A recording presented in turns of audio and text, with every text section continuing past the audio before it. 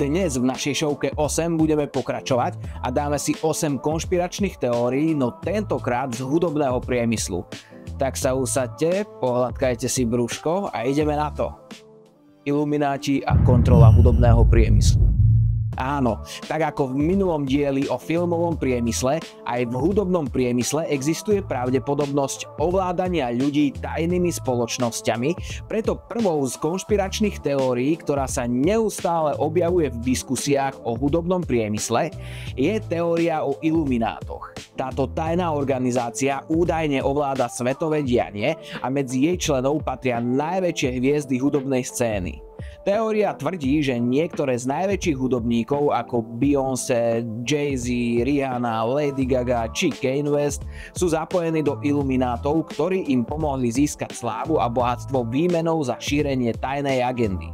Fanúšikovia týchto umelcov často poukazujú na symboly v ich videách a na vystúpenia, ako napríklad pyramídy, jednooko alebo rohy, ktoré majú symbolizovať moc a kontrolu iluminátov. Okrem toho sa hovorí o tom, že prostredníctvom hudby manipulujú mysle poslucháčov, aby podporovali ich tajné ciele ako ovládnutie sveta či kontrola nad masami. Podľa môjho skromného názoru na tomto trafenom svete nájdeme snáď všetko, preto ak náhodou existujú vysoké tajné spoločnosti, určite sú ich chamtivé paprče okrem všetkých rôznych oblastí aj v hudobnom priemysle. Ak ste však presvedčení, že nič také neexistuje, je skvelé veriť tomu, že bohatí a mocní ľudia vôbec nekujú žiadne pikle na to, aby boli ešte bohatší a ešte mocnejší. Takto chutí sebeklap. Hudobníci, ktorí predstierali svoju smrť.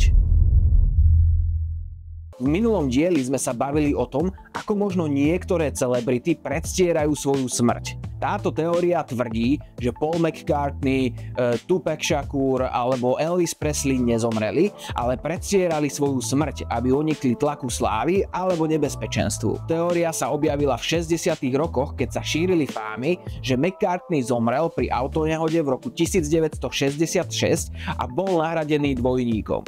Fanúšikovia začali analyzovať texty a obaly albumov, kde údajne našli skryté odkazy na jeho smrť, ako napríklad na obale albumu Abbey Road, kde Paul kráča na boso. McCartney túto teóriu viackrát vyvrátil, no stále má svojich následovníkov.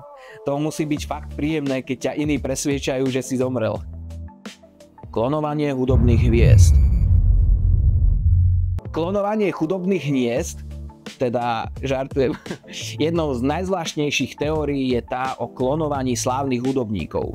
Napríklad o Eminemovi alebo o Avril Lavigne sa hovorí, že boli nahradení klonmi. Avril Lavigne mala údajne zomrieť na začiatku svojej kariéry a bola nahradená herečkou menom Melissa, ktorá dnes vystupuje pod jej menom. Fanúšikovia tejto teórie poukazujú na zmeny v jej výzore a hudobnom štýle. Podobne sa tvrdí, že Eminem bol tiež vymenený po údajnom psychickom kolapse alebo po tom, čo zomrel. Tieto teórie sa zakladajú na minimálnych rozdieloch vo fyzických znakoch alebo štýle interpretov, pričom mainstreamové médiá ich často označujú za absurdné.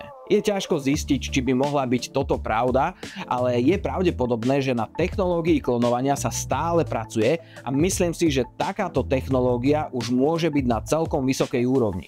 Neviem, či sa to už používa až takýmto štýlom, ale je možné, že ako si kedysi veľmi vplyvní ľudia zháňali dvojníkov, dnes ich možno oslovujú firmy, ktoré im zriadia klony. Poviem vám, keď budeme multimilionár.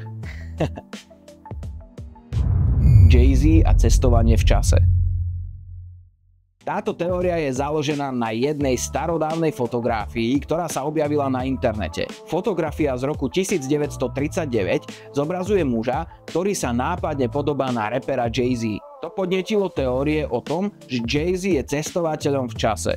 Tí, ktorí tejto teórii veria, tvrdia, že mocní jednotlivci ovládajú technológie, ktoré im umožňujú manipulovať čas a priestor v prospech svojho bohatstva a vplyvu. Fanúšikovia tejto teórie taktiež tvrdia, že Jay-Z mohol byť členom Illuminátov už v minulosti a že práve jeho schopnosť cestovať v čase mu umožnila získať taký úspech v hudobnom priemysle. Ja osobne dúfam, že ak má niekto stroj času, nie je to tento umelec.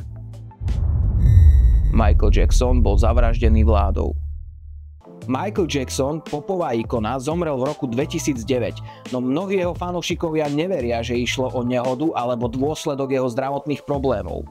Podľa tejto teórie bol zavraždený vládou alebo mocnými osobami v hudobnom priemysle, pretože mal vedomosti o veľkých sprisahaniach a o tajomstvách, ktoré chcel zverejniť. Michael Jackson sa v posledných rokoch svojho života verejne vyjadroval o svojej nespokojnosti s kontrolou, ktorú nad ním mali veľké hudobné spoločnosti, čo viedlo k špekuláciám, že práve tieto záujmové skupiny mohli mať motiváciu ho umlčať. Ja som veľmi dávno videl aj nejaké vysvetlivky k jeho klipom, kedy akoby bol ešte s elitami jedna ruka a potom v ďalších klipoch vraj symboliky naznačujúce odpor a vzopretie.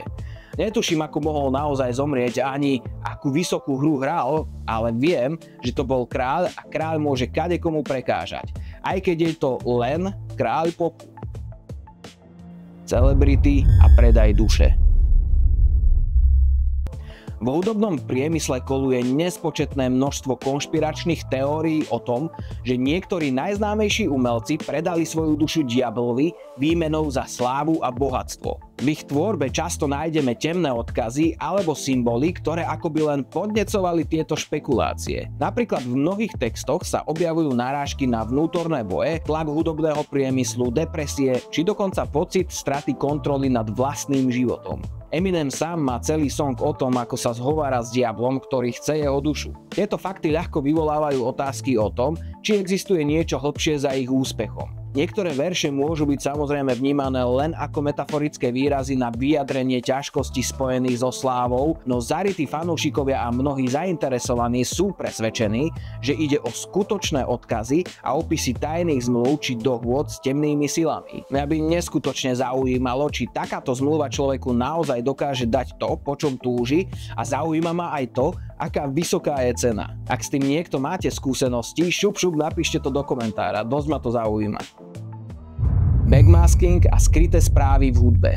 Backmasking je technika, pri ktorej sú do piesní vkladané skryté správy, ktoré sú počuteľné až po prehratí skladby odzadu. Asi najznámejším príkladom je pieseň Stairway to Heaven od Led Zeppelin, o ktorej sa tvrdí, že po prehratí odzadu obsahuje satanistické odkazy.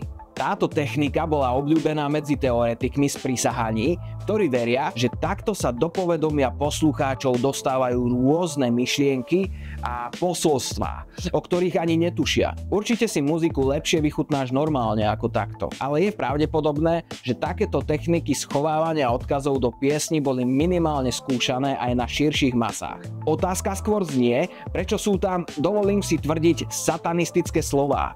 Naozaj to môže byť nebodaj náhoda? Neviem si pomôcť, proste mi to ako náhoda na mnohých miestach nesedí. Celebrity a satanizmus.